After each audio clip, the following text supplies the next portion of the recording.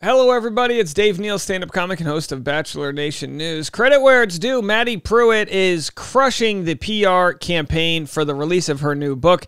The book is out. She was featured in Glamour, and we're going to jump right into this. Madi Prewett Troutt is an influencer for Jesus. This is an article in Glamour magazine. I don't know if it's in the print version or just the internet version. 3 years after making waves as on The Bachelor, the 27-year-old has turned her online following into a pulpit for preaching Christianity to the internet. With her new book, she's taking a risk by repackaging purity as a form of feminist self-care, a move sure to excite her fans and incite her critics. By Stephanie McNeil. Let's just read the article. How about that? In the Christian Bible, Jesus tells his followers to go and make disciples of all nations, teaching them to observe all that I have commanded you. Over the centuries, people have tried different ways to fulfill this commandment, from waging wars to journeying to far-flung locales. But for Madi Prewett Troutt, it's simple. All she needs is a Wi-Fi connection.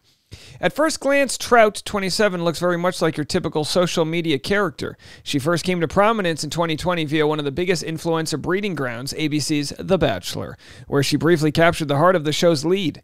Since then, her star has risen. Troutt is objectively attractive, thin and fashionable, with long brown hair and blue eyes framed by Instagram-ready lashes. Her nails are done, her skin is dewy. To her 4.5 million followers on Instagram and TikTok combined, she's positively influential. Can you imagine if I wrote this article? Her skin is dewy. But Troutt isn't interested in selling her followers, who she says are mainly women between the ages of 20 to 35, on hair masks or skincare or clothing. She wants to sell them on Christianity as she believes it. The saving yourself for marriage and the wages of sin is death type. Well, first of all, just to interject, as I'll be doing here, I haven't read this article yet, she has her own clothing line. So clearly she's selling them on clothing. She did a campaign with Shein, of course, known human rights violator, Shein clothing, allegedly, I should say. I don't want to get sued by Shein. They'll sue me for a $3 t-shirt or whatever they make. But either way, she did that. Then she had her own clothing line, so that's not exactly true. But either way, you'd think this could be an uphill battle. The generation Troutt belongs to, Gen Z, is the least religious cohort in U.S. history, with more than one-third stating in a 2022 survey they had no affiliation with the faith. For context, only 18% of baby boomers said the same. On social media, there seems to be an ongoing conversation about the harms the Christian church, especially evangelical-affiliated ones, have perpetuated from the shame of purity culture and its effect on young women to anti-LGBTQ rhetoric. Many people, especially women, are talking openly online about the outdated mores of Christianity and the harm the faith's rigid principles have done to communities and individuals. But Troutt thinks this can change and that, God willing, she can be the one to help do it. She used to want to be a traditional Christian missionary, traveling to foreign countries and selling people on her beliefs in hopes of converting them. Then she ended up on The Bachelor and likely realized that if she played her platform right, social media could be just as fallow a field for saving souls. Now I feel like my heart is just burning for America, she says in a recent Zoom. And by America, I think she means the United States of America, which of course America refers to North America, Central America, and South America, but I think she means the U.S. I want to be in America, and I just want to encourage people and tell people about Jesus and serve people and help people in my own backyard. It's a cool concept to know that we have purpose right here too, and it's needed overseas, but it's also needed here. When she says America, I say United States, just so people know that we are not the be-all, end-all of the world. I think we center ourselves that way, but Americas do refer to plenty of other countries. How does one use, that's not anti-American to say that. How does one use social media to do this? Well, a large platform doesn't hurt, but since her Bachelor days, Troutt has traveled across the country to speak at colleges, churches, and more, but her main work is done through a screen. She posts clips of herself proselytizing about keeping her faith during The Bachelor. She appears on podcasts where she insists that the only way to truly love someone is to bring them to Christ, and admonishes those who flirt with sin. Typical videos like montages with friends set to music have Bible verses in the captions. She's Billy Graham with an iPhone and better hair. 3 years into her public persona, Trout's empire seems to be expanding. After years of preaching the value of waiting until marriage to have sex, she met and married Grant Troutt, son of billionaire businessman Kenny Troutt, last year and moved to Waco, Texas for his new job as a young adult pastor. It's on the heels of her new relationship status that she is releasing her second book, The Love Everybody Wants, on Tuesday. The book, which the publisher says is designed to show the reader how embracing God's love allows you to truly love yourself and cultivate deep, meaningful relationships, and Trout's new status as a wife are poised to position her as one of the most well-known, if not always well-loved, figures in the Christian relationship space. So far I like this writer. I think she's being very fair. At a time when purity culture's reputation is on the ropes, Troutt wants to be a new kind of advocate. She insists that the version she is selling is about female empowerment. I definitely would not want anyone to hear my perspective and my experiences and feel any type of shame. I don't serve a God who shames people. I serve a God who loves unconditionally and at the same time calls us higher because it's for our best interest. And I've seen in my own life, when I followed God's way over my own way, it's always led to just better than anything I could have ever imagined. And just to argue the point, it's not that God shames people, it's that people will take quote unquote God's word, as it was, written down by humans, to be fair. But people will take God's word and then use it to shame others, right? So it's not necessarily that God's doing it. It's that people will, weaponize the Bible. If you knew Madi Prewett Troutt for anything before this, it was probably for being a virgin. In 2020, Troutt, then 23, was chosen to be on season 24 of The Bachelor as one of the women competing for the heart of pilot Peter Weber. From her first scene on the show, her persona was clear: young, pious Christian woman who is vocal about waiting until marriage to have sex. Considering the premise of the show, wherein one person dates dozens of people at once in hopes of finding a spouse, Trout's unwavering faith may have seemed like a strange fit. But The Bachelor has long had, as Alana Masad wrote in Bitch Media at the time, a tendency to promote the values of white stream heteronormativity. Say that twice. And Trout's open Christian faith and pledge of virginity until marriage soon gained her fans among evangelical viewers, a key demographic for the franchise. Plus, The Bachelor has always been a reliable launchpad for contestants if they play their cards right, more so than actually finding true love. Of course, because the success rate for marriage in The Bachelor is like 4%, right?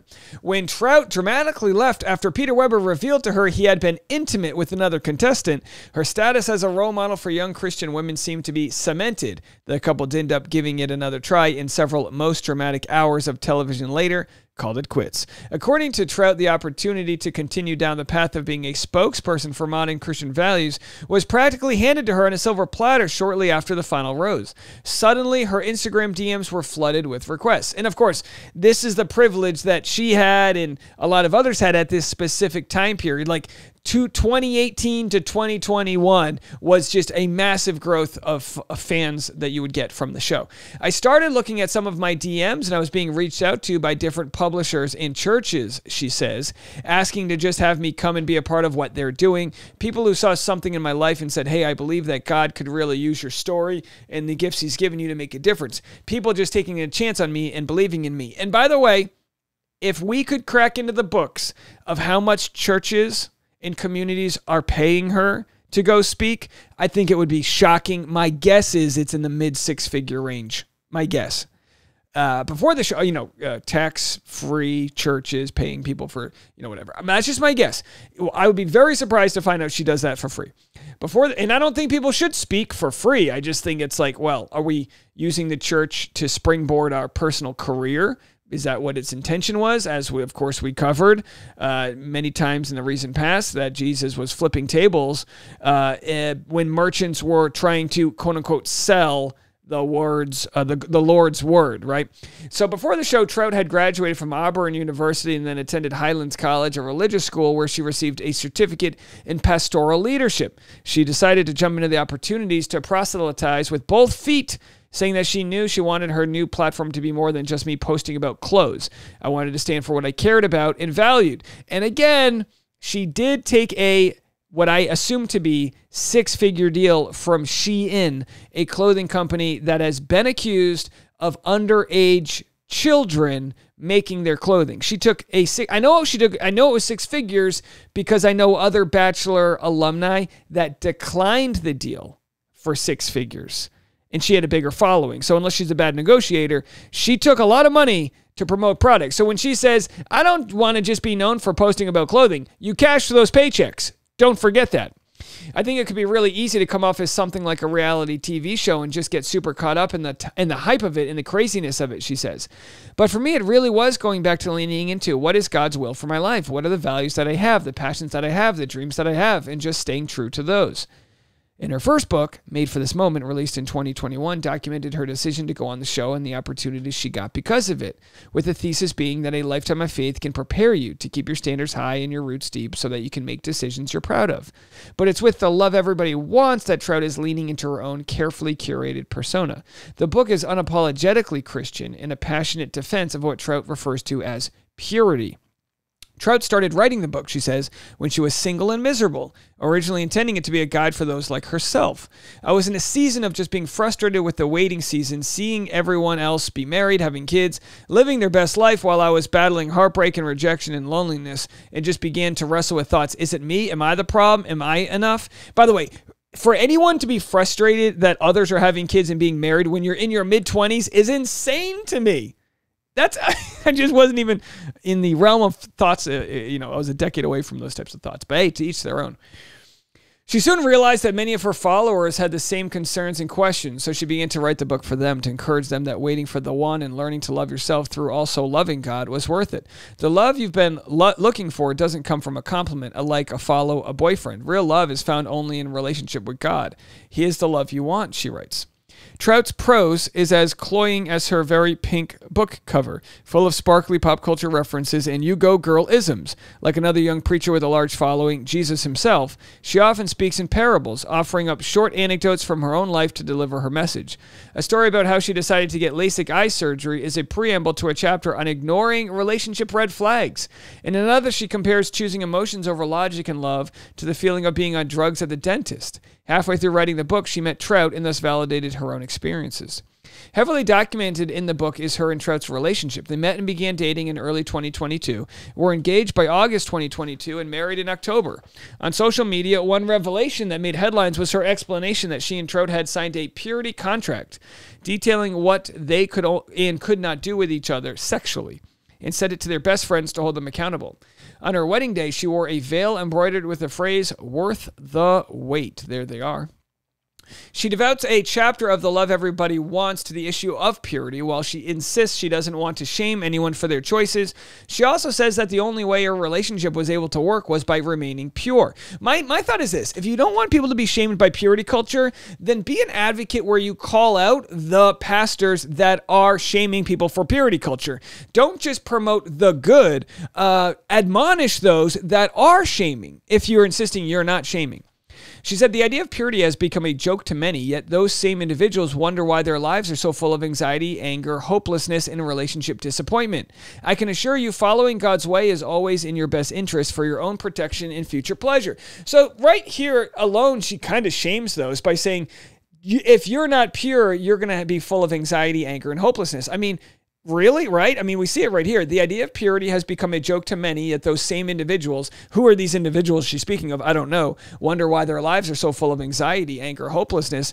It doesn't necessarily, in my ideas, have to equate with whether or not someone has had sex or not. So it almost feels like in the dichotomy here that a lot of purists have, either you've never had sex or you are a raging whore. That's how I hear it. Because some people can have sex, value their body, share that love, and still feel pure in their intentions. And some people can have sex with a lot of different people and still feel that way too.